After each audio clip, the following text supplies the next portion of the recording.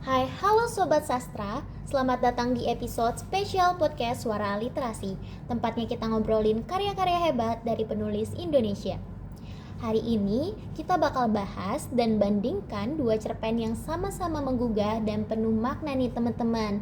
Namun sebelum itu kita kenalan dulu ya. Aku Zara. Aku Poppy. Aku Clara. Aku Endang. Aku Sally. Dan aku Devika.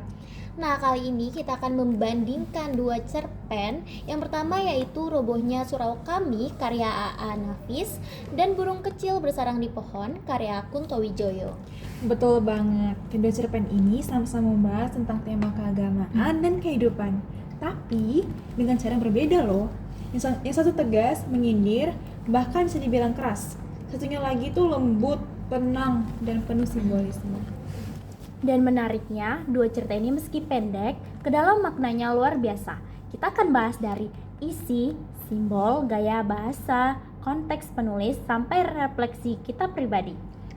Kalau kita mulai dari cerita Robohnya Surau Kami, itu kisah tentang seorang kakek yang rajin ibadah, tapi ternyata di akhirat justru masuk neraka. Kenapa? Karena selama hidupnya dia nggak peduli sama keadaan sekitar. Dia pasrah, menyerah, dan hanya fokus pada ibadah ritual. Dan ini yang membuat ceritanya jadi menyakitkan. Karena seringkali kita juga begitu, merasa cukup kalau sholat, puasa, tapi tutup mata sama ketidakadilan sosial. Padahal hidup itu nggak cuma urusan vertikal. Tapi kalau kita baca Burung Kecil Bersarang di Pohon, suasananya sangatlah berbeda.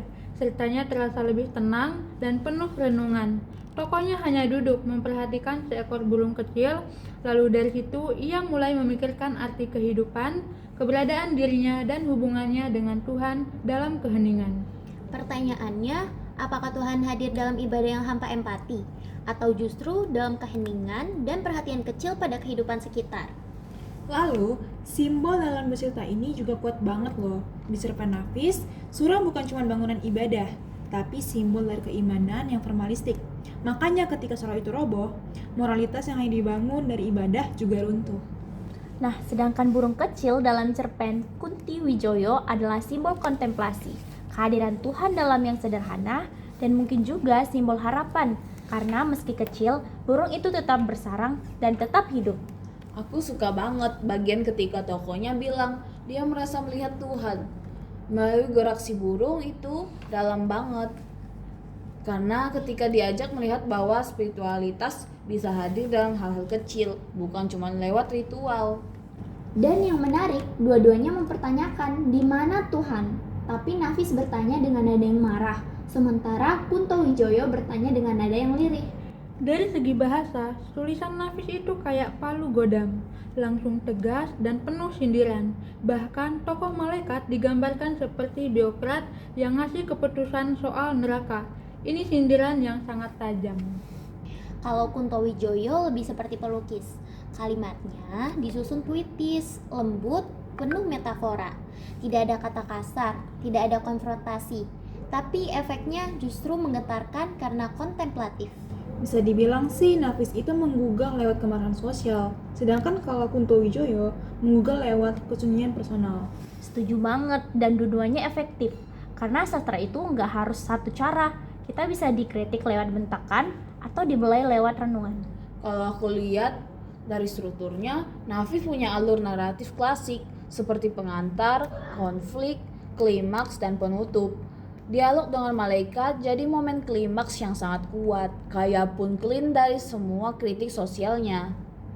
Sementara itu, Kunto Wijoyo memakai narasi spiral, nggak linear tapi mengalir. Pembaca diajak masuk ke dalam pikiran tokoh, bukan ikut dalam perjalanan eksternal.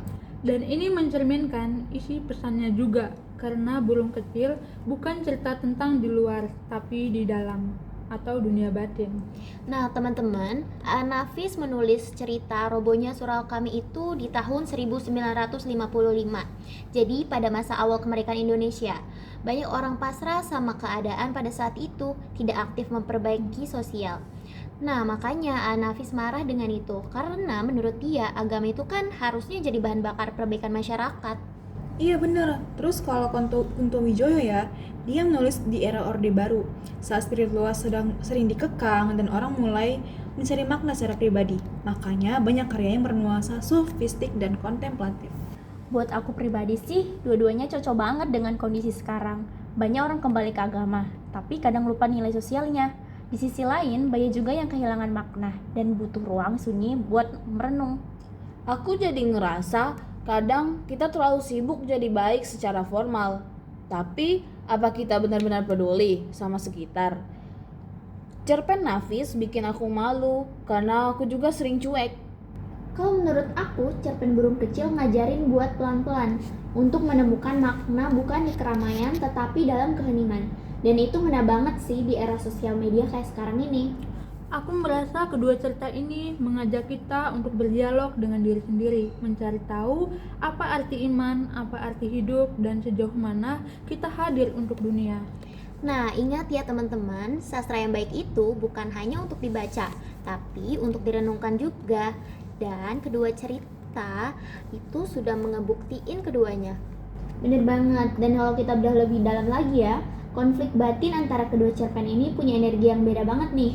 Di cerpen Robohnya Surau Kami, si kakek itu pasif, tapi tokoh aku yang mendengar cerita itu justru bereaksi keras.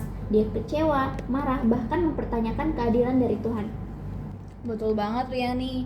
Rasa marah itu mencerminkan konflik batin pembaca juga.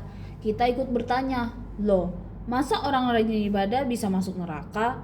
Tapi di situ kritik Nafis bahwa iman tanpa aksi sosial, tanpa empati jadi kosong. Di Burung Kecil, konflik batinnya tidak besar atau heboh, lebih ke pertanyaan dalam hati seperti apa arti Tuhan, apakah hidup ini punya makna. Tokohnya tidak marah, tapi sedih dan bingung dalam diam.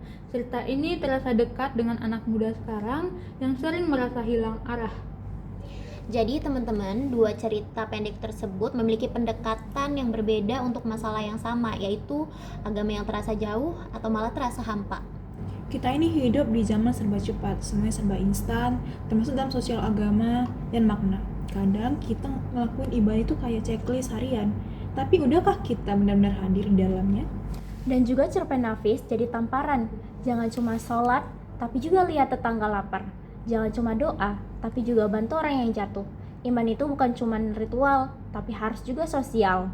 Sedangkan cerita Burung Kecil cocok buat orang-orang yang merasa kosong di tengah keramaian, yang ngerasa aku udah coba taat, udah coba baik, tapi kok tetap hampa. Cerita ini ngajak kita menemukan Tuhan di sela-sela keheningan, bukan cuma di keramaian.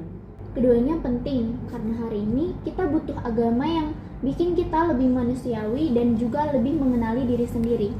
Nah, teman-teman, di sini ada kutipan dari Robohnya Surau Kami yang sangat berarti bagi saya, yaitu aku hanya sembahyang, puasa dan berdoa.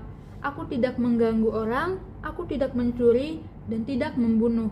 Dan tokoh malaikat menjawab, tetapi kau tidak berbuat apa-apa terhadap kemiskinan, ketidakadilan dan kebodohan. Wah, itu benar kayak menyayat banget ya si Endang. Kita diajak melihat bahwa diam juga bisa jadi dosa. Dosa karena kita membiarkan. Nah, dari cerita Burung Kecil, kutipan ini yang kena banget buat aku. Dalam sunyi, aku merasa Tuhan lebih dekat, bukan lewat suara azan, tapi lewat bunyi daun jatuh dan kepala sayap burung. Itu indah banget, menggambarkan bahwa Tuhan hadir dalam ketenangan. Nah, pertanyaannya sekarang, dalam menghadapi ketidakadilan, mana yang lebih baik nih teman-teman? Marah seperti Nafis atau pasrah seperti tokoh Kunto Wijoyo? Kalau menurutku ya Zara, dua-duanya sih perlu. Karena kita perlu marah supaya ada perubahan terjadi. Tapi kita juga perlu pasrah. Bukan yang menyerah ya, tapi menerima bahwa kita tidak bisa mengendalikan semuanya.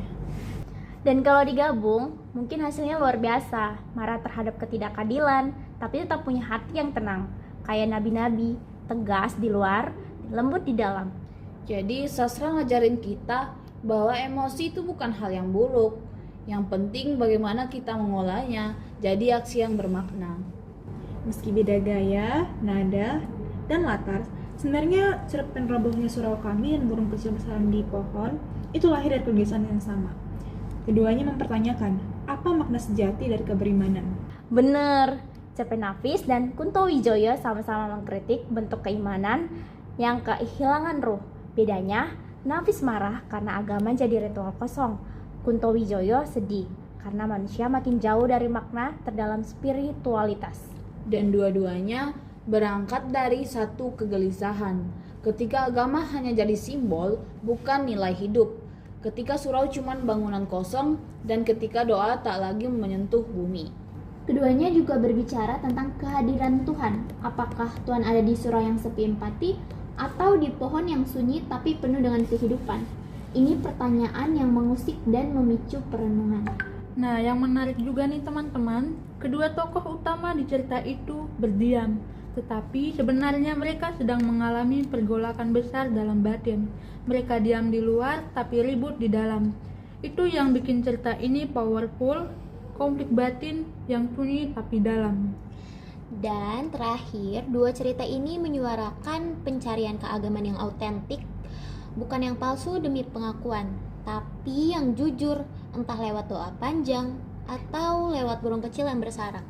Pada akhirnya, dua cerita ini mengajarkan kita bahwa iman bukan soal apa yang kita ucapkan, tetapi apa yang kita lakukan dan rasakan. Bukan cuma soal syarif, tapi juga soal hati dan aksi.